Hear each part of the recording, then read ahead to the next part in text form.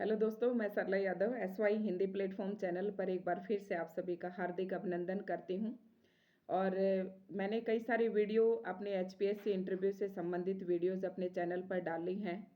तो कमेंट्स आ रहे थे कि कई कैंडिडेट्स के कि मैम आपने कौन सी स्ट्रेटजी फॉलो की, आपने कितने प्रश्न सब्जेक्टिव में किए थे और आपके कितने मार्क्स आए।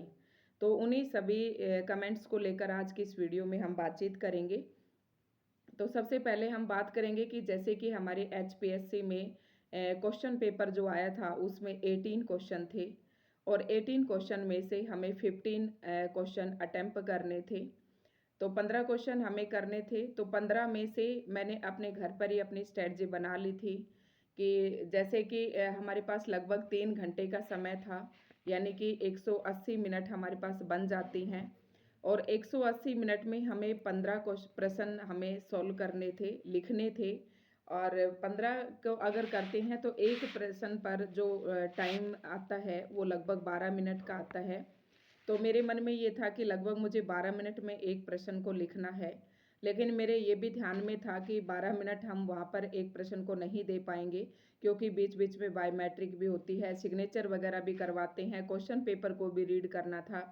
तो कई सारी बातें, तो मैंने एक प्रश्न के लिए 10 मिनट ही मैंने तय की थी। जैसे कि आपको पता है कि मैंने कहीं पर भी कोई इसके लिए कोई कोचिंग नहीं ली थी, सेल्फ स्टडी से ही मैंने अपनी तैयारी की थी और बहुत ज़्यादा मैंने तैयारी नहीं की थी। आपको सही बताऊं तो जैसे ही सिलेबस आया था HPSC का, तो मैंने ये सोच लिया था कि ये तो सब मैं कर लूँगी, मुझे आता है, पढ़ाया हुआ था क्योंकि मैं स्कूल में पढ़ाती थी। तो ये भी ध्यान था कि सीटें बहुत कम हैं, 70 सीटें ही हिंदी की थी, पोस्ट थी। और BCB की अगर देखें तो 4 ही सीटें थी। तो एक मन तो कर रहा था ना भी भरूं, लेकिन फिर भी सोचा कि चलो फॉर्म तो अप्लाई कर ही देते हैं। उसके बाद ऑब्जेक्टिव दिया, ऑब्जेक्टिव में भी सिलेक्शन हो गया। उसके बाद फिर सब्जेक्टिव एग्ज़ाम दिया। तो सब्जेक्टिव में मैंने कितने प्रश्न लिखे, तो मैंने 13 प्रश्न लिखे और 14वां जो प्रश्न था उसके मैंने 5-6 लाइनें ही लिखी थी। पत्रकारिता के विविध आयाम कौन से हैं, तो उसमें मैंने एक समाचार पत्र को डिफाइन किया था, एक कार्टून कोना, और ऐसे बस 2-3 यानी कि 5-6 लाइनें ही मैंने उसके ऊपर लिखी थी। अब ये बात है कि कई बच्चों के कमेंट्स थे कि मैम 15 क्वेश्चन करने वालों का भी सिलेक्शन नहीं हुआ, इंटरव्यू के लिए कॉल नहीं आई, तो उसका क्या रीज़न हो सकता है। तो वो तो आप इस वीडियो को देखकर अंदाज़ा लगा सकते हैं, क्योंकि अपनी अपनी लिखने की जो स्ट्रेटजी है, जो कला है और जो कंटेंट है, वो सबका अपना अलग अलग होता है। ठीक है, तो मैंने इतने 13 प्लस मैंने प्रश्न किए थे, 15 के 15 मैंने नहीं किए थे। सारे प्रश्न मैंने सीक्वेंस से किए थे। इस सीक्वेंस की वजह से थोड़ा सा मैं वहाँ पर डाउट में हो गई थी। जब मैंने इंस्ट्रक्शंस पढ़ी कि कर्मानुसार गणना की जाएगी प्रश्नों की, तो मेरे दिमाग में आ गया था कि मुझे समझ नहीं आ रहा था कि मैं बीच बीच में से करूँ या फिर मैं सीक्वेंस से करूँ। तो मैंने सोचा कि सिलेक्शन का वो है, मैटर है, तो मैंने अपना सीक्वेंस से प्रश्नों स्टार्ट किए। और सबसे पहला जो प्रश्न था, कबीरदास जी के दार्शनिक व्याख्या कीजिए आलोच्य पदों के संदर्भ में, कुछ इस प्रकार से प्रश्न था।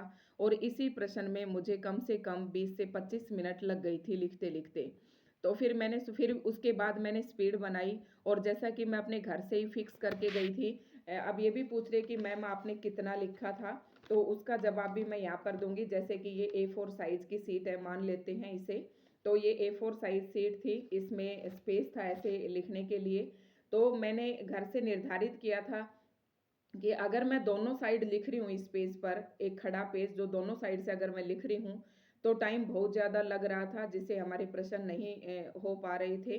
तो मैंने कुछ प्रश्न ऐसे, मतलब 8-10 प्रश्न लगभग ऐसे थे जो मैंने दोनों साइड से लिखे थे। लगभग मतलब दूसरी साइड हम यहाँ तक पहुँच गए थे लिखते लिखते। और 2 या 3 प्रश्न ऐसे थे जिसमें वो पेट क्वेश्चन थे मेरे, लेकिन समय के अभाव से मैं उसे नहीं लिख पाई थी, ज़्यादा समय नहीं दे पाई थी। जैसे कि सीरीज का फूल वाला और श्रम विभाजन वाला, क्योंकि ये दोनों प्रश्न मैंने घर लिख कर देखे थे, बहुत अच्छे से आते थे। तो मैंने सोचा कि इनका मैं टू द पॉइंट लिखती हूँ, जो बात इन्होंने पूछी है, इसलिए मैंने वो वन साइड ही लिखे थे। लेकिन अब मुझे लग रहा है कि शायद मैं दूसरी साइड भी थोड़ा बहुत और लिखती, क्यों तो हो सकता है 1-2 नंबर और आ जाते। तो इतने मैंने यही मेरी स्ट्रेटजी थी, वन साइड पूरा, दूसरी साइड जितना पहुंचा गया 10 मिनट, लगभग 10 मिनट के आसपास।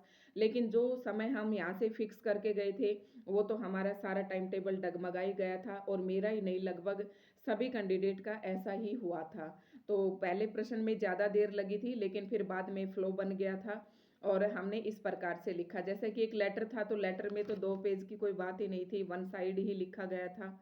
और तो ये मैंने 13 प्लस यानी कि 14 प्रश्न मैंने थोड़ा सा किया था। उसके बाद आप ये दिमाग में आती है कि आपको कितने मार्क्स मिले।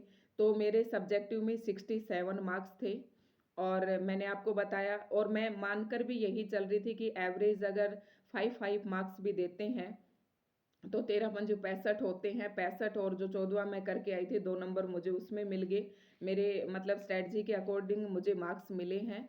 तो 67 मेरे टोटल थे, और इंटरव्यू में मुझे मार्क्स मिले 5.8। तो अब आपके लिए इंटरव्यू बहुत ही मैटर रखता है। 67 जो थे वो हमारे 150 में से थे, जब इसे कन्वर्ट किया गया 100 में तो 39 समथिंग मेरे बने हैं।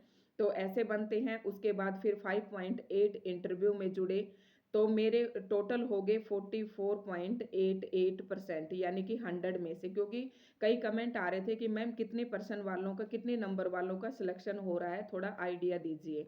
तो इसलिए मैंने सोचा कि इस पर मैं एक वीडियो बना देती हूँ।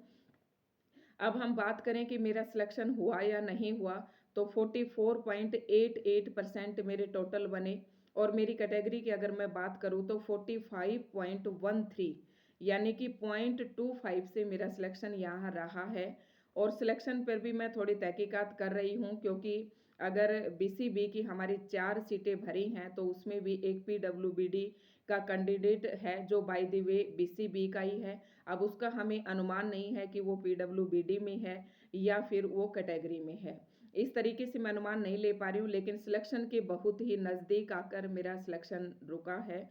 तो आप देख सकते हैं कि इंटरव्यू का कितना अहम रोल है, क्योंकि 45.13 वाले का सिलेक्शन है, और 44.88 मेरे थे। तो ये मेरा रहा टोटल जो एक्सपीरियंस था सब्जेक्टिव का और इंटरव्यू का, मैंने शेयर कर दिया है आप सभी के साथ। अगर आपको हमारी वीडियो अच्छी लगे तो लाइक एंड शेयर करें। अगर चैनल पर आप नए हैं तो प्लीज़ चैनल को सब्सक्राइब ज़रूर करें। और अगर आपको किसी और इसी तरीके की बातों की अगर आप जानकारी लेना चाहते हैं, तो आप हमसे कमेंट करके पूछ सकते हैं। तो 67 मार्क्स मिले, और अब एक कैंडिडेट का ये सवाल था कि मैम लगभग कितने मार्क्स वाले का सिलेक्शन हुआ है। तो हमारे में 80 लगभग हाईएस्ट थे, और 65 के आसपास जिसके थे और ठीक ठाक जिसके इंटरव्यू में मिल गए उसका सिलेक्शन हो गया। और कैटेगरी की बात करें तो कई कैटेगरी में बीसीबी को छोड़कर, जैसे कि एससी की बात करें या बीसीए की करें, तो उनमें कट ऑफ जो है 41 तक भी गई है। तो ये तो देखो कैटेगरी वाइज मैटर करता है। तो आप यहाँ से अंदाज़ा लगा सकते हैं कि 67 मेरे थे, क्योंकि हमारी सीटें बहुत कम थी, और 5.8 मुझे इंटरव्यू में मिले। तो आप यहाँ से जज कर सकते हैं लगभग ये कि अगर आपके 65 से अबव आते हैं तो आपके चांस, आप देखो आपका सब्जेक्ट टू सब्जेक्ट वेरी करता है कि बच्चे कितने प्रश्न करके आए हैं, औरों के कितने मार्क्स हैं, तो इससे हम थोड़ा सा आइडिया नहीं लगा सकते। तो अब मैं अपनी जो मैंने मेरी आंसर की जो स्ट्रेटजी थी वो भी आपको बता देती हूँ कि मैंने ये सोच के गई थी कि चाहे मेरा 1.5 पेज भरे, 1 पेज भरे या ना भरे, मुझे पेज भरने से कोई मतलब नहीं था। प्रश्न में जो उसने पूछा उतना मैं लिखकर नेक्स्ट क्वेश्चन पर जंप कर गई थी। मैंने अगला प्रश्न करना शुरू कर दिया था। अनावश्यक मैंने कुछ भी नहीं लिखा, टू द पॉइंट मैंने लिखा, ब्लैक पेन का भी यूज़ किया, हेडिंग भी मैंने डाले थे। और आपको पता है हिंदी में थोड़ी स्पीड लिखने में काफ़ी हमें टाइम हो गया था, गैप भी था। लेकिन हाँ, 2 दिन मैंने ज़रूर प्रैक्टिस की थी, और घर पर मैं 10 मिनट में एक प्रश्न को आराम से लिख पा रही थी। लेकिन जो भी मेरी स्पीड रुकी एग्ज़ाम में, वो सिर्फ इसीलिए रुकी सीक्वेंस के चक्कर में। अदरवाइज़ 15 के 15 क्वेश्चन मुझे आते भी थे अच्छे से। तो इतने मैंने किए, अनावश्यक मैंने कुछ भी नहीं लिखा, टू द पॉइंट लिखा। जितनी बातें उसने पूछी थी एग्जामिनर ने, उतनी बातों का मैंने जवाब देने की कोशिश की थी। आने को तो जैसे कविताएं थी 11वीं 12वीं का जो भी सिलेबस में से प्रश्न किया गया था, इतना कुछ आता था लिखने के लिए, तो अगर थोड़ा सा टाइम होता तो बहुत कुछ लिख सकते थे। लेकिन ये अकेले मेरी ही प्रॉब्लम नहीं थी, सभी कैंडिडेट के साथ ऐसा ही हुआ था, समय सभी को बराबर मिला था। तो अनावश्यक मैंने कुछ नहीं लिखा, टू द पॉइंट लिखा, ब्लैक पेन भी यूज़ किया।